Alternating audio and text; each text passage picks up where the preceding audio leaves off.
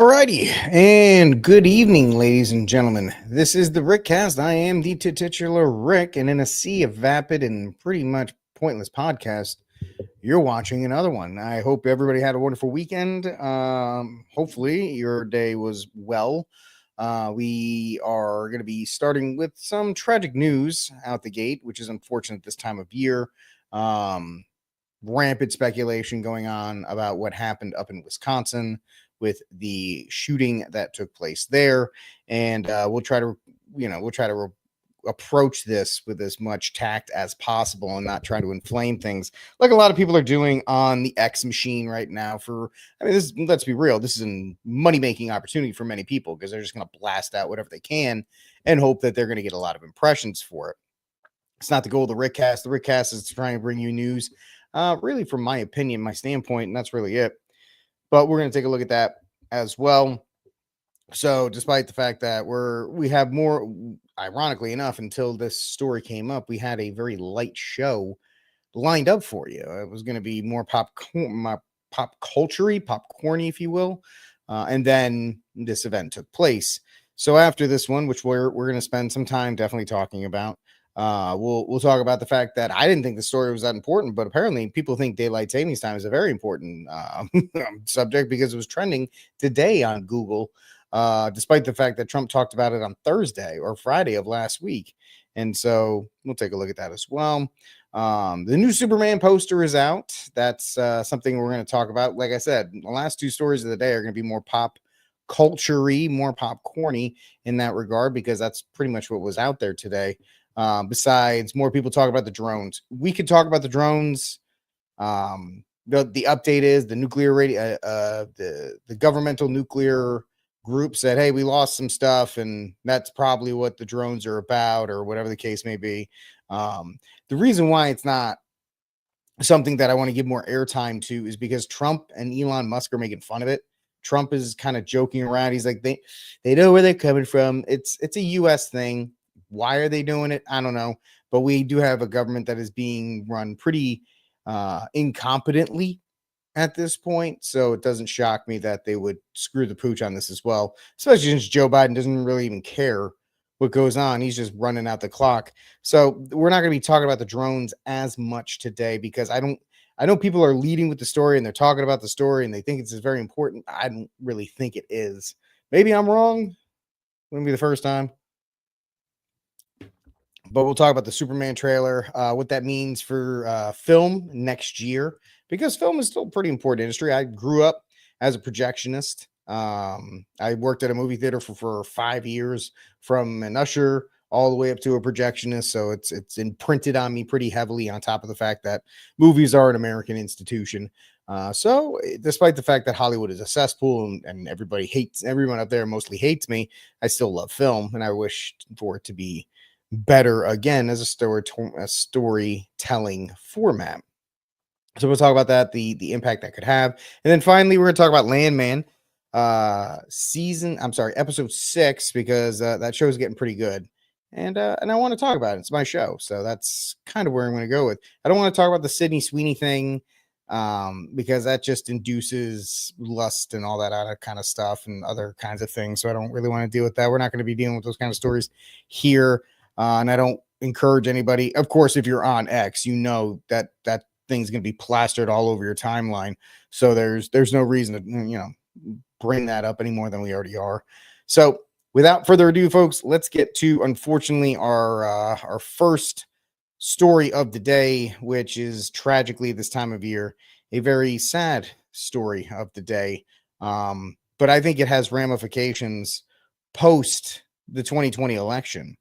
And I think it's the 2020 election that led to today's events. 2024 election. And I'm going to talk about it why after this. So Andy just posted this out a little while ago, saying that the shooter has been identified as Natalie Lynn Rupnow. And Natalie Lynn Rupnow is a 15-year-old female student, and she carried out the mass tragic event at the Abundant Life Christian School in Madison, Wisconsin. A teacher and a student were also killed. 6 others were wounded, 2 with life-threatening injuries, and we won't know the final count probably till tomorrow because those who are wounded are still in surgery at this point, and we don't know, depending on age, severity of wound, or whatever the case may be, if they will make it through the night. So the purported sneak peek of her manifesto was posted on her Discord account, where she discussed a desire to kill all males in a rant inspired by fringe extremist online culture. A screenshot was posted on X by a person who was on her Discord as a friend. The account posted a mirror selfie photo of Rupnow. Now, there's a person that has apparently, take this all with a grain of salt, on in today's news cycle, but there's somebody who supposedly says that they contacted the boyfriend of the shooter, and that photo that is being passed around has actually been doctored in order to make her look more mannish. Why? Because there is this other purported rumor that she is a trans, she's a troon, she is a girl who thinks she is a male, and that is apparently not correct. She is a female who thought she was a female. She just hated males. And I'll just jump right into it. This is a direct result of the psychosis or the disease that is been feminism, or with whatever you want to call it. Let's just assign it to feminism to make it a little bit easier, and I'll make myself a little bigger on this point. So let's assign it to feminism because that is the main ideology that has permeated through schools and media and other things the minds of women, young and old, in this union. And it was kicked up to 12 during this election cycle. What were the things that the Democratic candidates were running on? They were running on abortion. You had Oprah Winfrey in the final days of the election saying, Trump's going to take your rights away. Essentially, she was echoing the old Joe Biden, they're going to put you all back in chains line. And I believe, and you won't be able to make this stick with anything else, but I believe that this attack was perpetrated or was kicked into high gear due to what happened on in the November election. I think the election of Trump sent this girl, off the deep end, considering she had probably been told online through TikTok and Instagram or X, the circles that she ran in, that this was absolutely the end, that she was going to get put in the handmaid's tale, and her rights were going to be stripped from her, and she won't be able to murder children and all these other things, and it's terrible, and the end is nigh. So what you had was what happened today. And in case you're just joining us here on Rickcast, this is what happened today. 10:57 a.m., our team was called to the Abundant Life Christian School in reference to an active shooter. We know that 3 people are dead, including the suspect shooter. We know that the suspect shooter was a teenage student who attended the school. At this time, we're not releasing the age or gender of the student or any other identifying remarks about the student. 2 other people have died. That died were a teacher and a teenage student. 6 other people were injured. 2 students are now in critical condition in the hospital, and these injuries are considered life-threatening injuries. 4 students are also at other area hospitals with non-life-threatening injuries. But these are just the physical injuries that we know about. We know that this was the middle of the day of a school day, and so there will be other injuries. All right, this guy, one thing that needs to be known is that this event took place in Madison, Wisconsin, which is the bluest of the blue areas in Wisconsin. And to have a sheriff in that area means that he's going to be super far to the left, which is why he didn't want to reveal the age or the gender, quote unquote, of the shooter, which led everybody to say, oh, it's a troon, it's this, it's that, blah, blah, blah, blah, blah. When it was just a young teenage girl who I'm sticking with, and this is nobody else's theory but mine, but the girl's name is Natalie Lynn Rupnow. And I know there are people that are like, don't say the name of the shooter, blah, blah, blah, blah, blah. If that was the case, you guys have done it, and they still do it. I don't think this woman was, well, she was, but she had a long, disturbing history online of being obsessed with school shooters and death.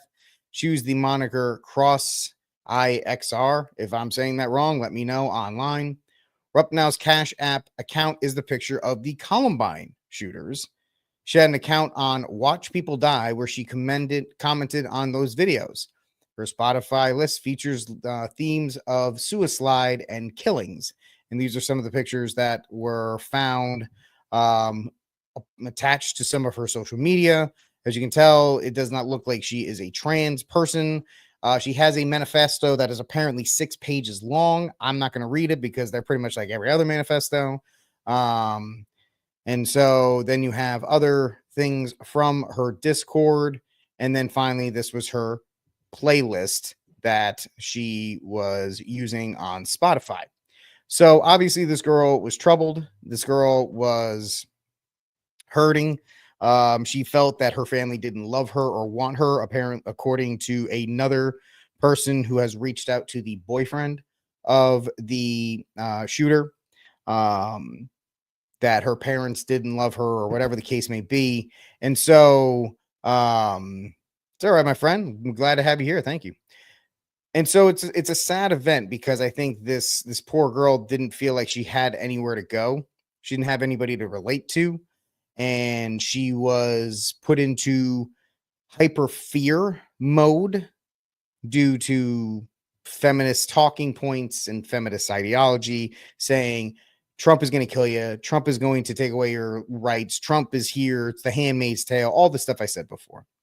And so she decided that this was the thing that needed to be done.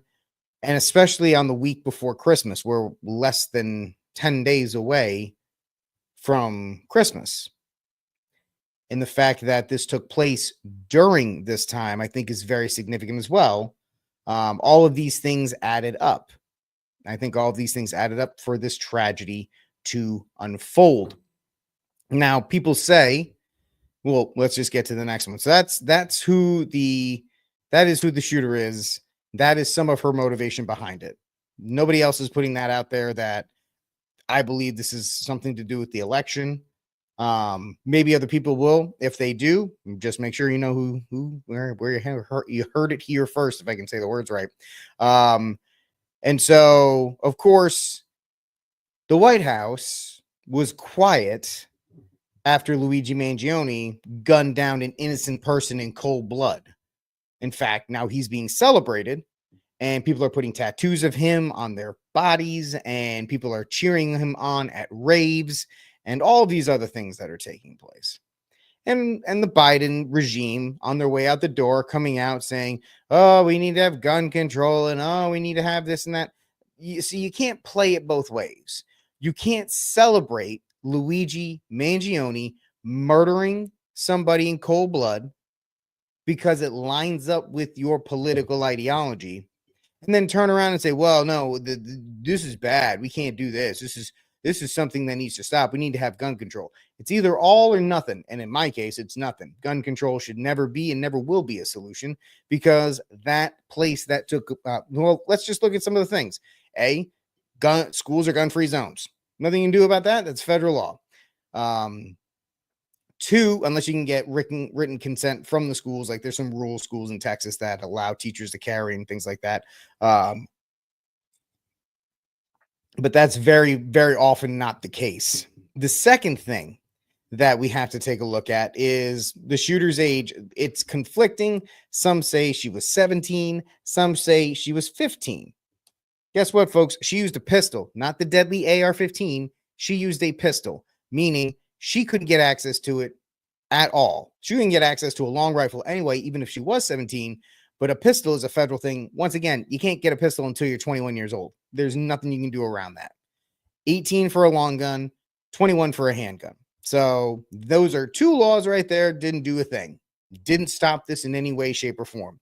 How did she get the gun? According to her boyfriend, she was able to get the weapons through lies, manipulation, and her father's stupidity. So it is something that took place there. The Biden regime comes out and says, oh, we need to have gun control. No, you don't, because you can't promote Luigi Mangione and then say, well, this is bad. And of course, you've got Gun Violence Archive and you got the K through 12, all these other Bloomberg funded anti-gun organizations talking about 200 shootings a year on a campus, 322. They throw out all these numbers. Their methodology is crap and they don't know what they're talking about. They really don't. All they know is that anything that takes place close to a school, near a school, they will count as a shooting on a school ground. So there's nothing more to that except it is propaganda of the highest form to try and make you scared into giving up your guns, which you should never do in any way, shape, or form. Yeah, that's pretty true. They can and they do. They can and they do celebrate it because nobody pushes back on it.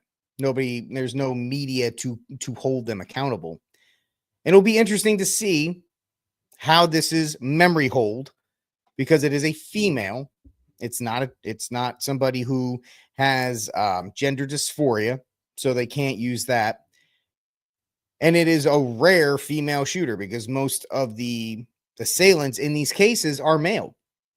Most of them are. So for it to be a female in this case is especially interesting and especially tragic. It's always tragic when these things happen.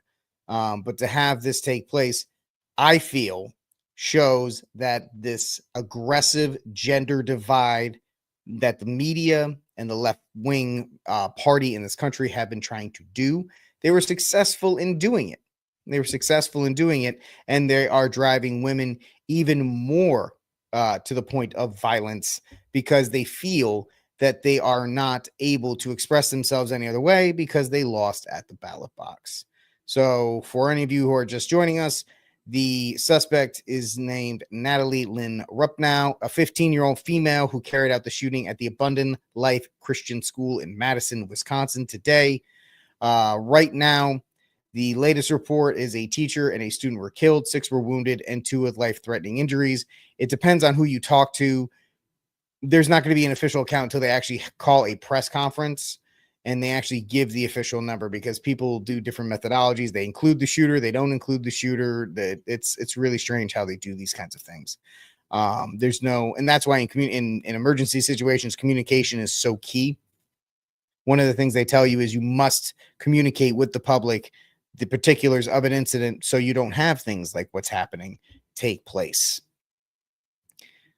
All right. Like I said, it was not going to be a fun story off the top that talking about the tragedy that took place in Wisconsin this time of year, another Christian school targeted because she also said that she wanted to kill Christians, and that she wanted to go after Christians specifically. And she was a student at this school as well. Do those two things are they linked? Did she want to go after Christians because of it? Would it have happened if she was at a public school? Nobody will know. And unfortunately, she did what many assailants do in these cases where they take the easy way out.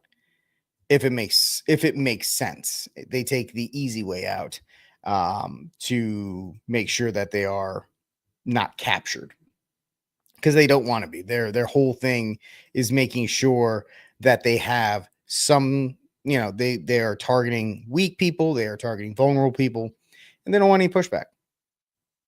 But that is it. If there is any more stories to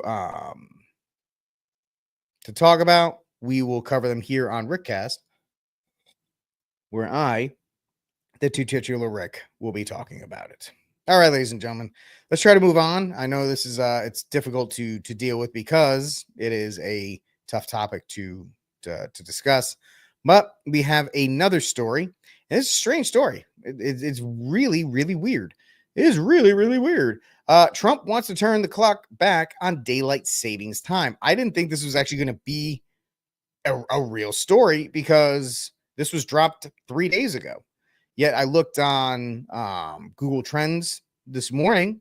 People are still looking this up. Maybe it wasn't brought to light until then, but here it is. Let me know what you think about daylight savings time being turned back, because right now we're on standard time. And a lot of people don't know that we're on standard time, and daylight savings time is actually the artificial movement of clocks. It is the artificial movement of clocks where people are, in order to save more light and so forth. But we'll get into that in a moment. So, President-elect Donald Trump wants to turn the lights out on daylight savings time. In his post on Truth Social on Friday, Trump said his party would try to end the practice when he returns to office. Quote, the Republican Party will use its best efforts to eliminate daylight savings time, which has a small but strong constituency, but shouldn't. Daylight savings time is inconvenient and very costly to our nation. Now, I don't know why it's very costly to the nation or union, if you will. But the fact of the matter is, people are very, very opinionated when it comes to daylight savings time, whether you should or shouldn't keep it. And in fact, this is not the first time that we've actually done it. No, it's not. Back in the 70s, we actually decided to move the clocks or get rid of daylight savings time and go to normal standard time that we're on now. And people got real mad about it. And we moved it back because their kids were standing at the bus stop in the dark, right? They were standing on it in the bus stop in the dark, and they were afraid for their kids, which is different now because it is. Most people drive their kids to school. It's weird. People, I grew up in a day of walkers. We actually had to walk to school. Now everybody kind of just drives their kids to school and drops them off, picks them up, whatever the case may be. I think it's weak. It's weak sauce. Anyway, so why? The idea here is that people think it's about farmers, but it's actually not. It is the agriculture. The real story is bound in numerous surprising factors, including the introduction of official railroads, wartime energy conservation members, and the invention of standardized time zones. So the traces of it can go back to the 1880s when more than 144 local time zones existed across these United States. And most people relied on the sundial-S tools to mark noon to keep track of time. Out of this chaos emerged the standardization of 4 major time zones, which, by the way, I am not a huge fan of time zones. If you've ever heard, I constantly am messed up on time zones, especially since I live standard time. I'm in standard time and somebody's like, oh, how about 7:00? And I go, yes. And then, they always go, oh no, you're late. I don't know, man. Everything should just operate on one time zone. I would actually like to get rid of all time zones as well and just operate on one time zone. If it's 7:00 in New York, let it be 7:00 in California. I could give a rip about the people in California and how inconvenient it is, but it's more convenient for me. Let's see here. So although daylight savings time has remained fairly consistent since 1966, except for a brief Nixon era policy in which daylight savings time became a year-round response to the oil embargo, we change our clocks has shifted significantly. Change occurred every 6 months, which would kill me because I hate it. But in 1986, daylight savings was extended to 7 months out of the year. It kills me, man. I hate it. I absolutely do not like daylight savings time. I hate losing my hour of sleep. Since 2015, several states have introduced legislation calling for the end of the twice-a-year time changes, with many pushing for a permanent change to daylight savings time. Currently, federal makers have stalled decision-making around the issue. I don't know. I think it's just a waste of time. There are actually studies that are out there that say, listen, if you just go to just the standard time, which we're in now, it'd actually be healthier for people and they'll be fine. Give people a year, and everybody who complains about your kids are going to be standing out in the dark, give them some flashlights. Everybody will be fine. Or you can get your lazy butt up and stand outside with your kids in the dark. There's something. I know people don't like to hear the fact that they just use public school as a babysitter, and that includes the fact when they kick them out the door to go down to the actual school. If you're worried about your kids standing out in the dark, why don't you walk them down with a flashlight and make sure they get on the bus okay? I know. It's absolutely crazy. I know Arizona has done it. I know Arizona doesn't switch. Hawaii doesn't switch. You have a couple other ones that don't switch as well. I know Florida is trying to do it. Now, supporters of permanent daylight savings time, which is the terrible one, cite the economic benefits of longer daylight hours as well as reduced seasonal depression. Critics, on the other hand, argue that the change would force those that have to wake up early, including children and teenagers, to go to school and work complete darkness.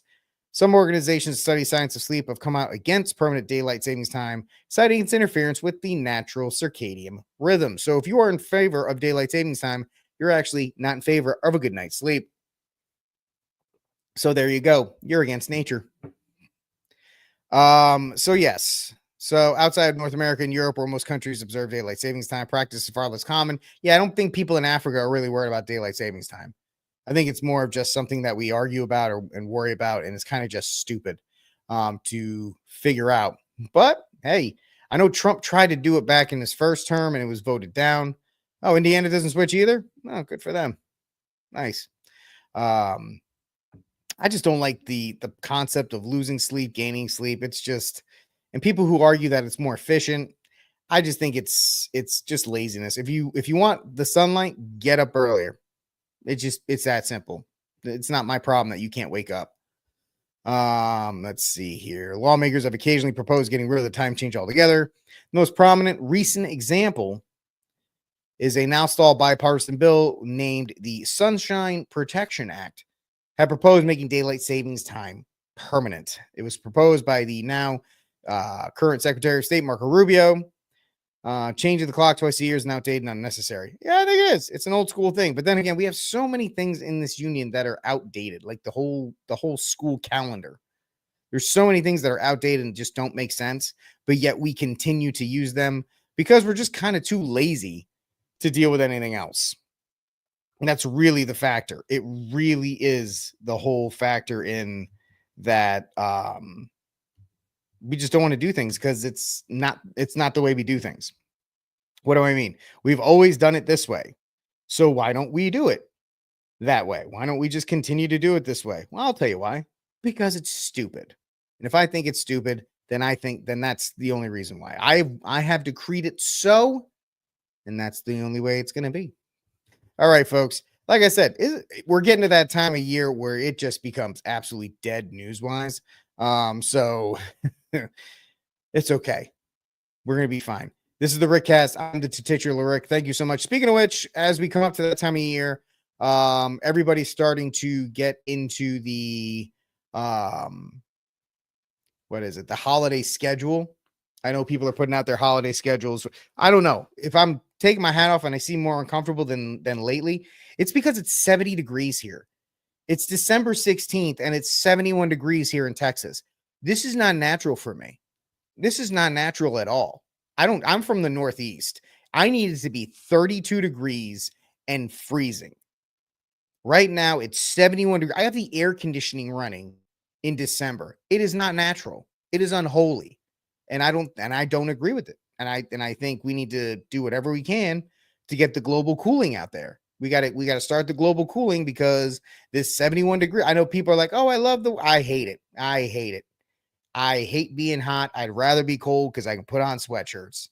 This is just hell for me. This is just absolute hell being stuck in December, not getting to use my fireplace. Right? My buddy Brian down in southern part, 82 degrees. What is this? That just doesn't work for me. It just doesn't. Yeah, well, ERCOT can kiss my Ritz because ERCOT's stupid. But I just don't like it. I just don't like it. It should be cold. Also, it's not cold. The mosquitoes are going to come back twice as bad in the summer. Well, they already will. It needs to freeze so they can all go to hell. Which is why I have this beautiful backdrop of snow because it's where I wish I was. Anyway, you don't want to hear me whine and complain about that. Let's talk about our third story of the day. That's right, ladies and gentlemen. This was dropped today. The Superman motion picture poster, which now tease because you have to tease a poster to tease a trailer that will drop on Thursday. So this is the new Superman poster. This is the person who will be playing Superman. I don't know who he is. He's not Henry Cavill, so he's not Henry Cavill. So, I'm not going to give the guy a chance, but really it's Henry Cavill or nobody. But that's who we have. That's the new way to do things, the motion picture poster. And it was put out. He's wearing the classic Superman. He's got the collar, he's got the underoos. You can't see it in that video, or you can't see it in this actual poster, but he is wearing the red underoos. And it is a return to form from the more grounded, dark, and gritty and perverted Zack Snyderverse, which the only good thing that came from it was the fact that you got Henry Cavill out of it. But yes, this is the poster for it. Superman teaser drops feature twist on John Williams' score. I'm not going to play that because I'll probably get copyrighted. The James Gunn superhero movie reboot comes into cinemas July 11th of 2025. The director has released new material for the movie ahead of the trailer. The motion picture poster was featuring this tagline of "Look Up," which I think people are losing their minds over because it is it's a shift away. One thing we can say, I didn't even give you my schedule for Christmas. I'll give it to you after this story. One thing that was a problem in the Snyderverse is that there was no hope and everything was too dark. Everything was too dark. Everything was too gothic. Everything was too this. Superman's not dark. Superman's not gritty. Superman is a Boy Scout. He's the big blue Boy Scout. He is hope. And the fact is, you had a guy with Cavill that could do it. They didn't do it, so they're going to try and do it with this guy. And it's going to be interesting because this is probably the last chance if you care about films. Like I said, most people, yes, that's right. Trump was second. They wanted me to be Superman, but I said no. I have to run the country. I can't be Superman. Although I am, it's okay. This is the last chance if you care. Maybe you do care about films. I love films. I'm not big into comic book movies anymore. I don't really care about those. But for these properties, this intellectual property that they're just going to keep mining because there's nothing else they have. They can't do original properties. By the way, I saw Red 1 this weekend because I have Amazon, the Dwayne Johnson, Chris Evans Christmas movie. Actually, not so bad. I half enjoyed it. I mean, there's nothing offensive about it. I actually thought it was really well done. It's hopeful. My only problem with the Red 1 movie is that it's too rubbery. It's too artificial. It's a $250 million movie, which is crazy to begin with because I don't know where it went. But secondly, it's too rubbery. It's too artificial. It looks like they just sat in front of green screens for 4 months. And it takes away from some of the believability of the film. And so that's why. But they don't do original properties because that movie bombed. The League of Extraordinary Gentlemen, which was fine. Not great, but that bombed. Any new property bombs. So they keep trying to mine these IPs that they have. And the success of a new DC universe, if you care about those things, rides heavily on how this film does. So people are looking at, look, it's more hopeful because it says look up. I don't know if that means anything to me. I don't know if it means anything to you. You can let me know in the comment section down below if it does. But it doesn't mean anything to me. It's I guess it's nice that they're doing that, but I'm not freaking out. Never was a DC comic guy anyway, but we'll see how that goes. But one more time, this was the new one. When the trailer drops on Thursday, we'll review the trailer as well and take a look at that because we try to cover as many different things as possible, especially as the end of the year comes by and less and less stories are actually popping up to discuss. So we have that one. Not many stories today, guys. Not going to be a long show. All right, let's get to our final story of the day. I don't know if you've seen this show on Paramount Plus. I have. It's called Landman with Billy Bob Thornton, and it's about the oil industry in Texas, specifically Midland, Odessa. And Billy Bob is running, M-Tex Oil or whatever the case may be. He works for John Hamm. Ali Larter is his ex-wife. He's got 2 kids. Pretty much, I've never watched Yellowstone. I know Yellowstone ended the other night. I never watched I watched the first 10 minutes of the first episode of Yellowstone. Never watched the rest of it. Never could see the point of it. Never got into it. I'm a huge fan of Taylor Sheridan, the guy who does all these things for Paramount Plus. I think Sicario and Sicario 2 Sicario is one of my favorite films of all time. Sicario 2 still is a solid follow-up. Hell or High Water, amazing film. My favorite, even though I think Sicario is my favorite film, a film that I will watch over and over again, and a film that I tell people to watch anytime I get the chance is Wind River.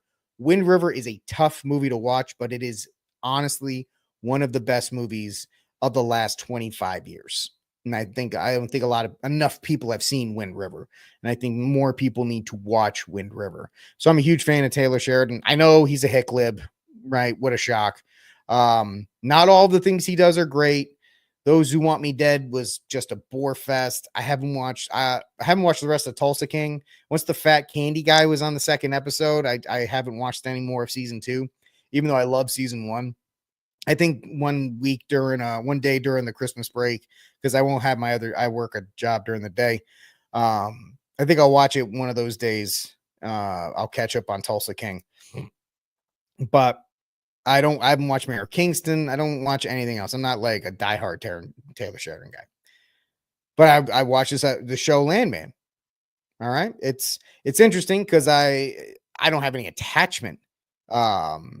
There's a lot of F-bombs in it. If you're not a big fan of cursing, then you might need to get VidAngel and watch it through Amazon if you have Amazon, because that's the only one that'll do it. A lot of F-bombs, a lot of GDs. If that stuff makes you nervous, which I get, I'm doing a lot of prayers doing it. As a Catholic, not a big fan of the GDs that are dropping all over it.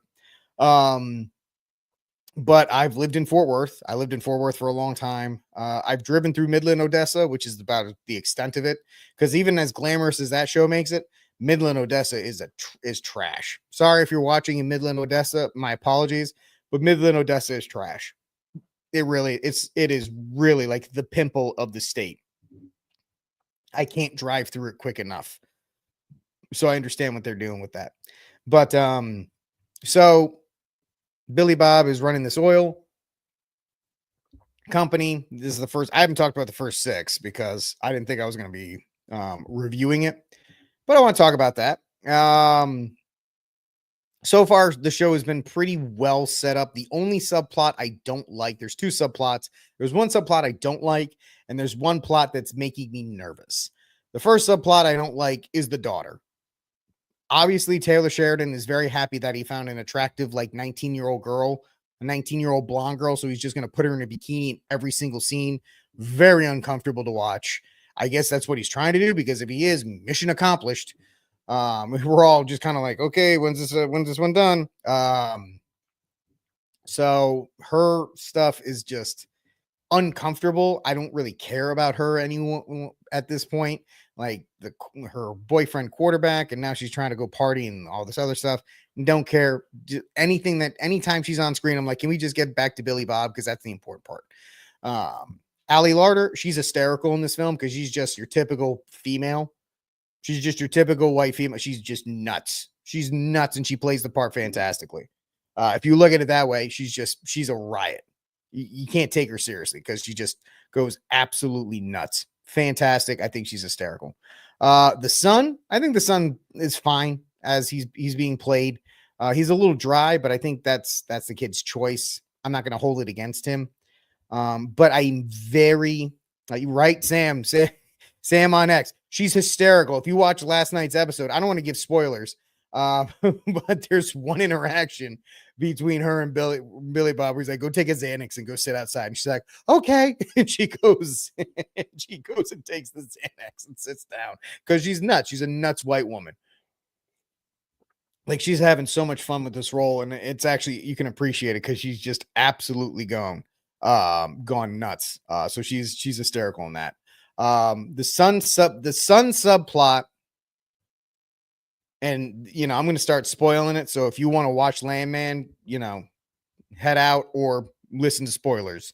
Spoiler 1, spoiler 2, spoiler 3, spoiler 4, spoiler 5. I've given you 5 spoiler warnings.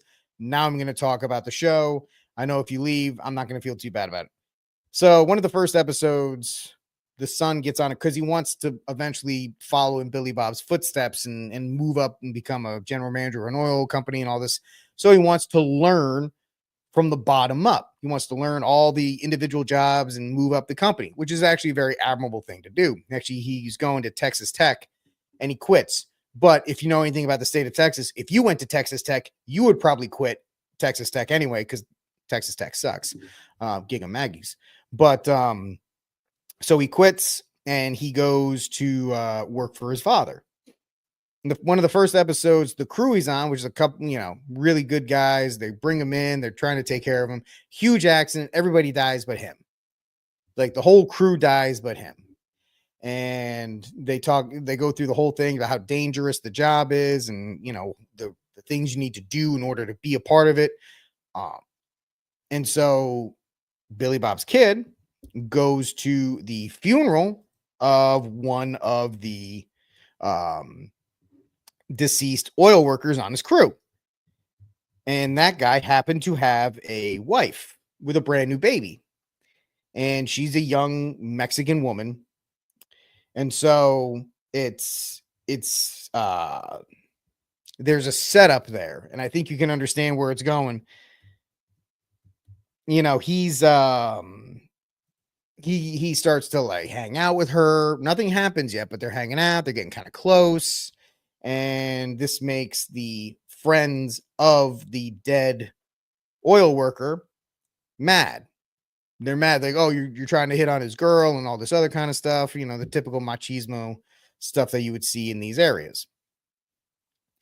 To the point where they beat this kid into an inch of his life. They collapse his lung. They mess him up big time. And so Billy Bob has to take care of it. If you watch the show, you'll figure that out. But I'm really worried. So far they're handling the widow arc well. But I'm worried they're gonna, hook those two up, and he's gonna be the husband that, that guy that stepped up, because she's a single mom now, right? Not by choice. Her husband died, but that relationship makes me worried about how they're gonna try and do that. But outside of that, it's funny. John Hamm's in this in this show, and he's based out of Fort Worth. And I see all the B-roll shots of Fort Worth. I'm like, oh, I went there. Oh, I went there. I worked there. That place has got a pretty good restaurant. And his daughter goes to TCU, which is kind of funny because my wife went to TCU to get her MBA. So it's there's all those kind of callbacks. It's for somebody like me. If you live out in California, you don't care about Fort Worth or TCU. But for somebody like me, I'm like, oh, hey, I know that place. Like I turn into Captain America when I watch a show. I'm like, I get that reference. But John Hamm's there. He's the owner of the company. It's really well done. Tyler Sheridan seems to do, the only one he can't write is the daughter. The only character he can't write is the daughter. It's terrible. Absolutely awful. Just can't stand anytime she's on screen. Just please get me out of this subplot. But the fact of the matter is, his main characters, his Billy Bob character is the highlight of the show. Maybe that's just because Billy Bob is Billy Bob. But there's this lawyer too. Where is it? Rebecca Falcone. She gets brought in. She's fantastic. She's a girl boss, but you're kind of like, I don't mind her. She's fine. But so episode 6, Tommy has to deal with the fact that his son Cooper gets beat within 2 inches of his life because people are taking the relationship between him and Ariana, which is the wife of his dead coworker, too far. And it's very interesting how this show tackles subjects that, in a way, and I think that's why people like Tyler Sheridan stuff, is that it's just not left enough. It's just middle of the road enough for people to enjoy it. But like I said, I don't want to get too far into spoilers. One thing's crazy. They advertised Demi Moore in this show, and she's in like 2 episodes. There's 6 episodes. Maybe she's in more as the show goes on, but she's only in 2 episodes, and she's maybe in them for about 5 minutes. I don't know. Demi Moore, get that check. Whatever they paid you, good job, because they did not make you ask much for it. But if you're looking for a show to watch over the holiday break, and you're okay with the amount of cursing, there's a little bit of sexual activity in it that you can see come. The good thing is you can see it coming a mile away, and you can just fast forward right through it without worry. But there's only been one so far that you can just see it coming, just fast forward through it. It's not a big deal. It has no impact on the plot, like every other one of those. So you have that. I would recommend Land. I can't wait. I don't know how many episodes are in this. I think there's 10, so there's 4 episodes left in this first season. So we'll see how that goes. But once again, if you watch Landman and you're like, oh wow, don't ever think that Midland, Odessa is a nice place to be. Even they even as much as they tell you it sucks even more than that. It's worse. It's absolutely terrible. All right, folks, that's it. I know I'd like to try and stretch it out to the hour mark, but that's just going to be me turning into Kamala Harris and just word salad the hell out of all this kind of things. So there's not much out there. Let me tell you now what the schedule will be for me going into this week and next. This week's the same, 7 p.m. Eastern time through that. 23rd, shows normal show. 24th, normal show. 25th will be the only day I take off. 26th, we're back. 27th, we're back. 31st, normal show. 1st, normal show. So the only day that I will not be on will be the 25th and the 25th. The 25th is the only day I'll actually take off of, because my wife and I, we're just gonna, we're gonna feast and watch movies all day. So I don't think you actually unburden. I don't even know what that means. I don't even know. I'm burned by what has been. So I'm going to be here. I know a lot of people who work the whole year round, when they do this stuff full time, they take this time off, and I get it because there's not a lot to talk about. But I will be around. I'll be around at night during Christmas. The only day I'll take off is Christmas Day. Like I said, my wife and I, there's this company called Gold Bellies. If you know what I'm talking about, Gold Bellies will ship food from anywhere in the U.S. to your house. And since I'm from Rhode Island, my wife and I have this tradition. There's this place called Iggy's. And Iggy's is it's a clam cake doughboy. It's a seafood shop in Rhode Island. They have the best clam cakes up there, and they have these stuffies, and you can order them, and they'll flash freeze them, and they'll ship them to us. They'll get here on the 24th, so they'll freeze them on the Monday, and they'll overnight them, and we'll just have stuffies and clam cakes and that kind of stuff on Christmas Day. So we're gonna have a lot of fun then. But I'll be back on the Thursday after. Right. I'm going to take Wednesday off, Thursday, Friday, and then the rest. My schedule's the same because it's only an hour. Who knows? Maybe, if you guys want, we can go a little bit longer if nobody else is doing the news or whatever news that will be. Dude, the thing is, like, you can get clam chowder from Iggy's, but they give you this massive, the tub of clam chowder. And it's just like, my wife and I can't eat all this. We try, but it's so much clam chowder. So unless you have a family of 10, because Iggy's doesn't cheap you out, man, they'll give you the good stuff. Unless you have a family of 10 that can eat all of it, I wouldn't order it. But their clam cakes are amazing. The calamari is great. The stuffies are delicious. It's good stuff. So, and if you live in a different state, let's say you live in Florida, but you're from Boston, you can get stuff from restaurants in Massachusetts or any of these other places. Enough to share, dude. There's so much. We had to throw away clam cakes in years past because we just didn't have enough. All right, we just couldn't eat it, and it was going to go bad. So it was just crazy. The fact that we couldn't get through it all. So yeah, maybe next time. If I know there's going to be a big event, I'll bring some clam chowder next time, and we can all eat it then.